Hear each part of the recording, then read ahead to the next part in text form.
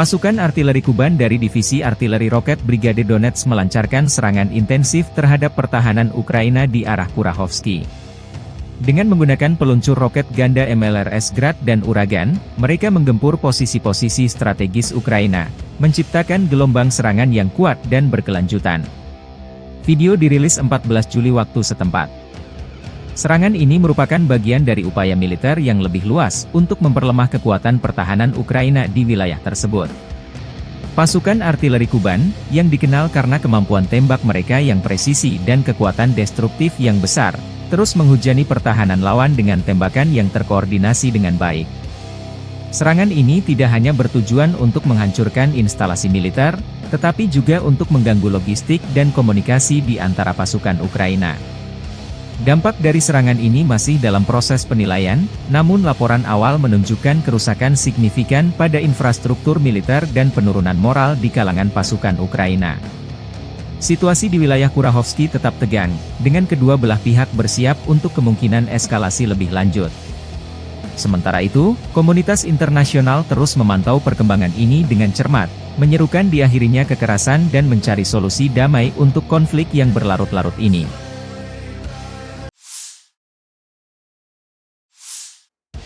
Staf Umum Angkatan Bersenjata Ukraina melaporkan 16 Juli, militer Rusia total kehilangan 561.400 tentara di Ukraina sejak dimulainya invasi skala penuh pada 24 Februari 2022.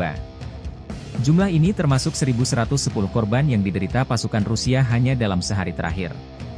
Menurut laporan tersebut, pasukan Vladimir Putin juga total kehilangan 8.227 tank, 15.862 kendaraan tempur lapis baja, 20.680 kendaraan dan tangki bahan bakar, 15.368 sistem artileri, 1.119 sistem roket peluncur ganda, 892 sistem pertahanan udara, 361 pesawat terbang, 326 helikopter, 12.193 pesawat nirawak, 28 kapal dan perahu, dan 1 kapal selam.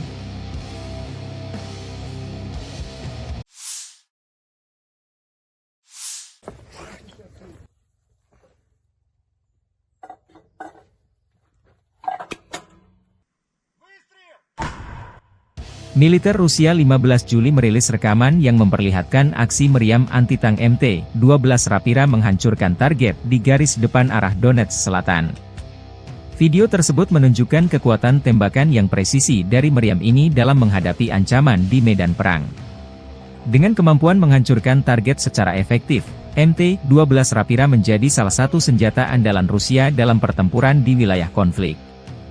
Dalam kondisi siaga 24 jam, prajurit yang mengoperasikan meriam anti-tank MT-12 Rapira berhasil menyerang berbagai perangkat keras angkatan bersenjata Ukraina. Tidak hanya itu, mereka juga menghancurkan pos pengamatan dan benteng pertahanan musuh, menunjukkan keefektifan sistem senjata ini dalam mendukung operasi militer di garis depan.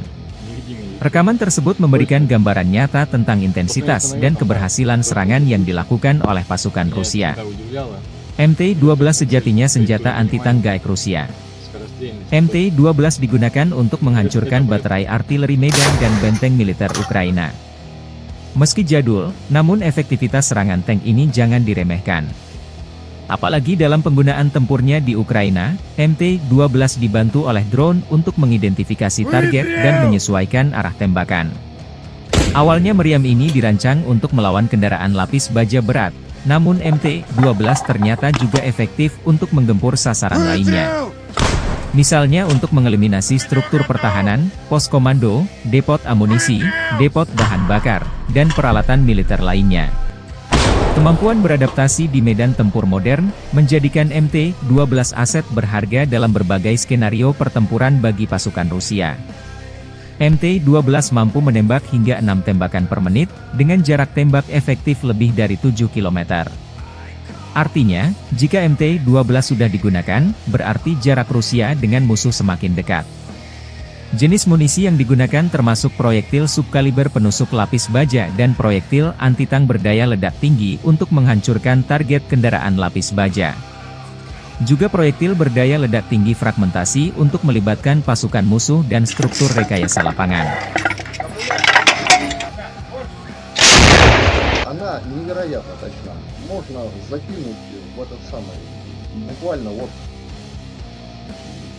квадрат 5 на 5 и положить туда 3 снаряда. Как только входят в зону поражения, снимаем маскировку и ведем огонь до тех пор, пока не уничтожим. Как правило, не успеваем добегать. А если добежали, мы знаем, где их блиндаж. Огонь!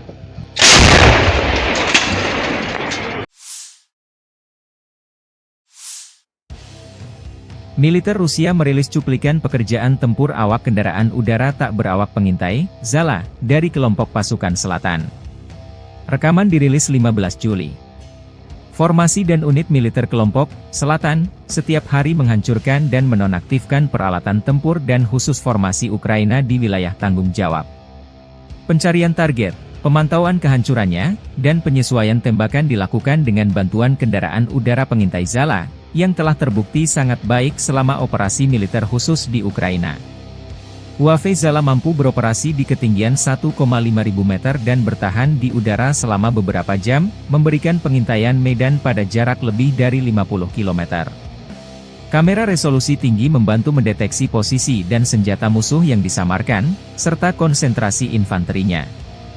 Koordinat target yang teridentifikasi segera dikirim ke titik kendali artileri. Drone Zala adalah kendaraan udara tak berawak, UAV, yang diproduksi oleh Zala Aero Group, sebuah perusahaan Rusia yang mengkhususkan diri dalam pembuatan drone untuk berbagai keperluan, termasuk militer dan sipil. Drone Zala dirancang untuk pengintaian, pengawasan, dan pengumpulan data intelijen. Berikut adalah beberapa fitur dan karakteristik utama drone Zala. Desain dan ukuran, drone Zala memiliki berbagai model dengan ukuran yang bervariasi, mulai dari yang kecil dan ringan hingga yang lebih besar dan kompleks, sesuai dengan kebutuhan misi tertentu. Kemampuan pengintaian, drone Zala dilengkapi dengan berbagai sensor dan kamera canggih yang memungkinkan pengumpulan gambar dan video berkualitas tinggi, bahkan dalam kondisi cuaca buruk atau di malam hari. Jangkauan dan daya tahan, drone ini dirancang untuk memiliki jangkauan operasional yang luas dan daya tahan baterai yang lama, memungkinkan misi pengintaian yang berkepanjangan tanpa perlu sering kembali ke pangkalan untuk pengisian ulang. Kendali jarak jauh, drone Zala dapat dikendalikan dari jarak jauh menggunakan stasiun kendali darat yang canggih, yang memungkinkan operator untuk memantau dan mengarahkan drone dengan presisi tinggi. Penggunaan militer, dalam konteks militer, drone Zala digunakan untuk mengumpulkan intelijen medan perang, memantau pergerakan musuh, dan membantu dalam penargetan serangan. Kemampuannya untuk beroperasi di berbagai kondisi lingkungan menjadikannya alat yang sangat berharga dalam operasi militer.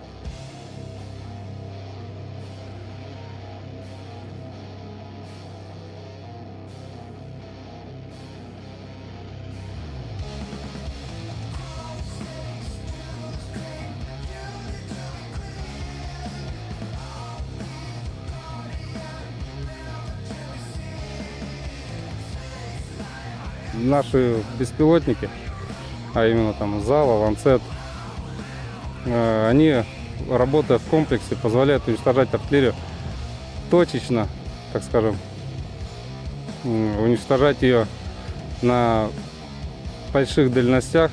Последнее вот применение у нас были уничтожены 2 самоходных установки, причем найдены были, случайно нашли, увидели ствол, завалено, сейчас вот немец делает тоже по-новому, закидывает бревнами.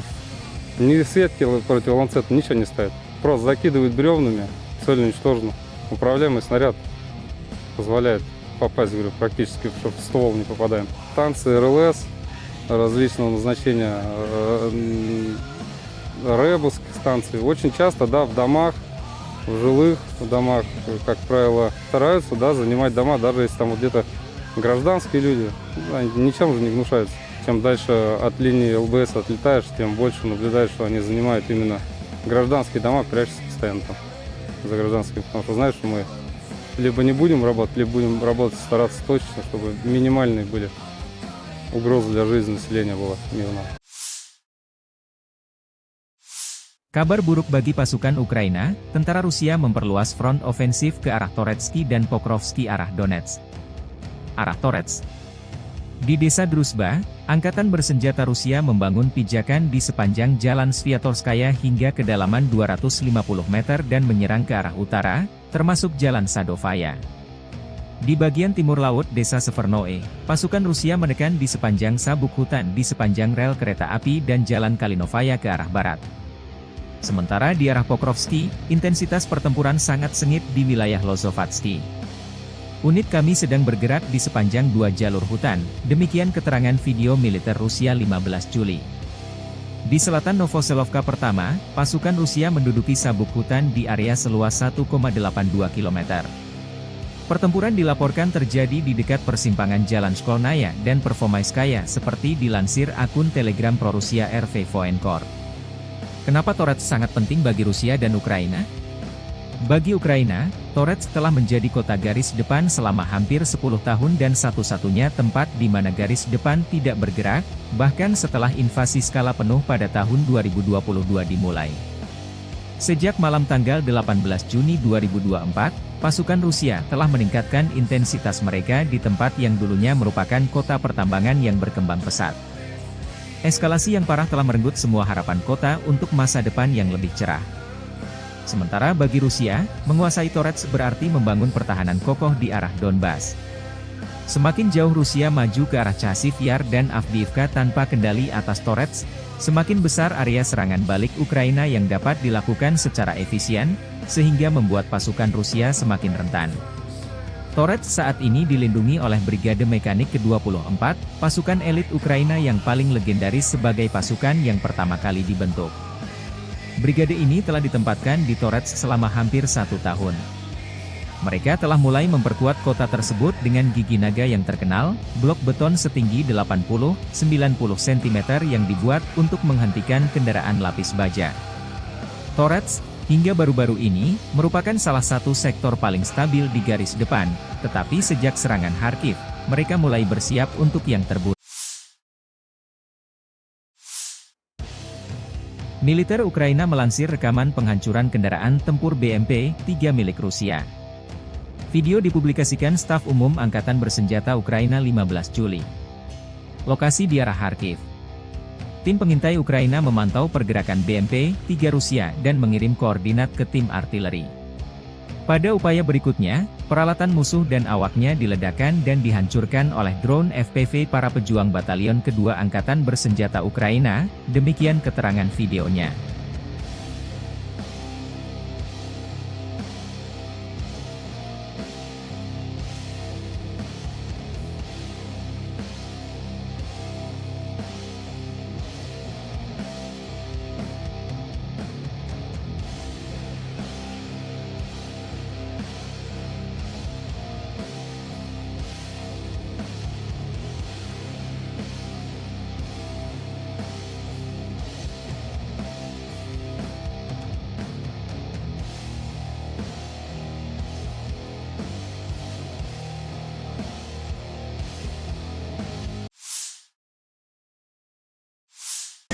Ты работаешь?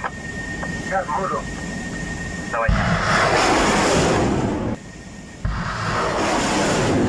Militer Rusia 15 Juli merilis video menunjukkan awak pertahanan udara Buk M2 kelompok Vostok dari Buryatia.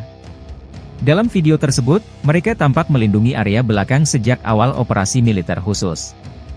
Para pejuang ini mengungkapkan bahwa mereka telah mencapai begitu banyak keberhasilan sehingga mereka tidak lagi menghitung jumlah target yang berhasil mereka tembak jatuh. Divisi Buk M2 tersebut terus menunjukkan keunggulannya dalam pertempuran udara, baru-baru ini berhasil menghancurkan segerombolan rudal musuh.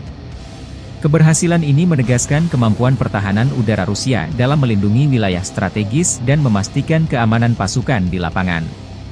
Dengan keakuratan dan kecepatan sistem Buk M2, ancaman dari serangan udara musuh dapat ditangani dengan efektif.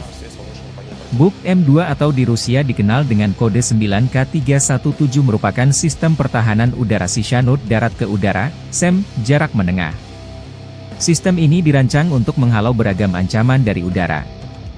Buk M2 dapat digunakan untuk menghancurkan pesawat, helikopter, maupun target-target udara lainnya seperti rudal.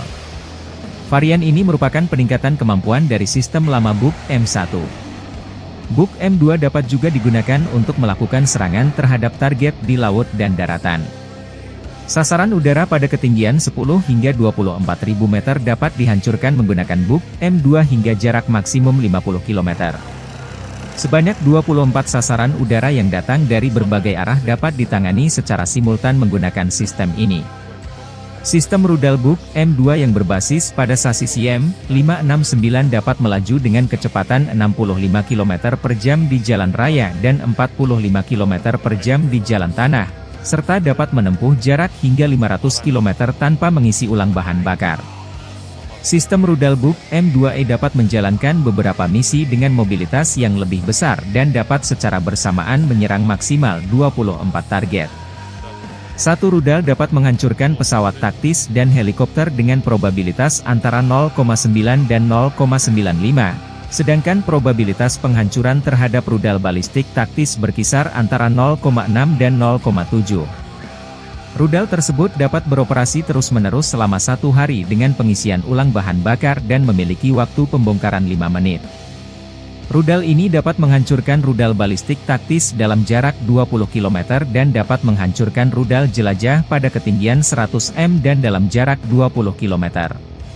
Rudal ini memiliki beban gravitasi target maksimum 10 gram dan dapat menghancurkan target aerodinamis dengan kecepatan maksimum 830 ms yang terbang pada ketinggian antara 0,015 km dan 25 km, dan dalam jarak 3 km hingga 45 km. Sistem rudal ini dapat beroperasi pada suhu hingga 50 derajat Celcius dan kecepatan angin hingga 30 ms, ketinggian operasi maksimumnya di atas permukaan laut adalah 3.000 meter atau 3 kilo.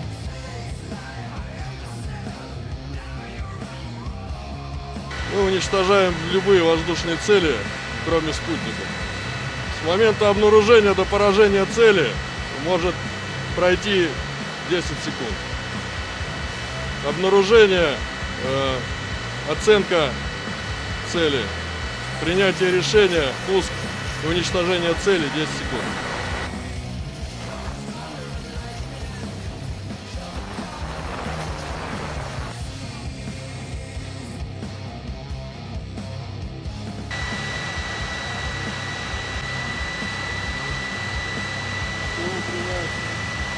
Беспилотник.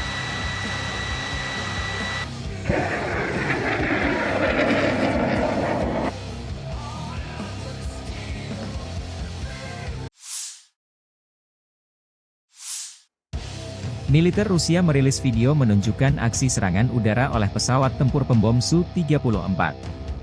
Serangan tersebut menargetkan titik penempatan sementara Angkatan Bersenjata Ukraina, AFU, dengan menggunakan bom udara FAB-3000 di wilayah tanggung jawab grup pasukan Sever di arah Kharkov. Berdasarkan hasil kontrol objektif yang dilakukan setelah serangan, diketahui bahwa target berhasil dihantam dengan presisi. Hal ini menegaskan efektivitas penggunaan bom FAB-3000 dalam operasi militer oleh pasukan Rusia. FAB-3000 adalah bom udara berdaya ledak tinggi serbaguna rancangan Soviet, yang terkenal karena kemampuan destruktifnya yang signifikan.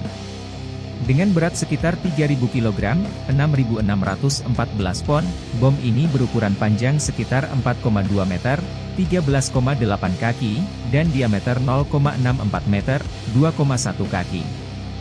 Bom ini biasanya diisi dengan tritonal, campuran TNT dan bubuk aluminium, yang meningkatkan daya ledaknya. Berbagai jenis sekering, termasuk sekering benturan dan sekering waktu tunda, dapat digunakan tergantung pada persyaratan misi.